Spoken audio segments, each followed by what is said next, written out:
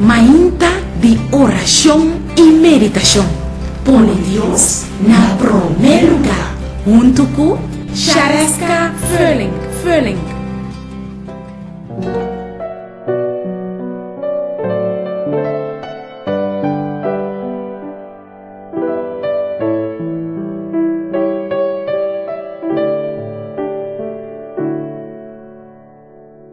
De Bijbeltekst van vandaag kunnen we vinden in het boek Galaten, hoofdstuk 5, vers 1.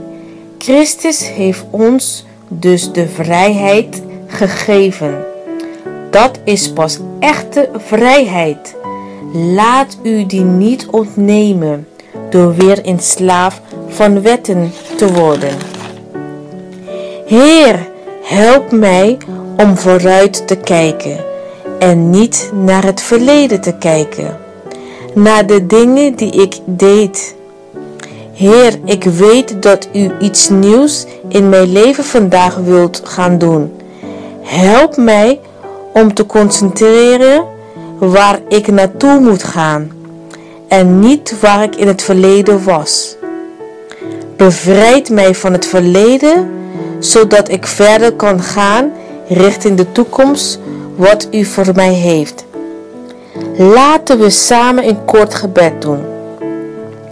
Onze lieve Vader in de hemel, help ons om het verleden los te laten, zodat wij kunnen focussen wat u voor ons heeft. Dit en alles vragen we in de lieve naam van Jezus. Amen.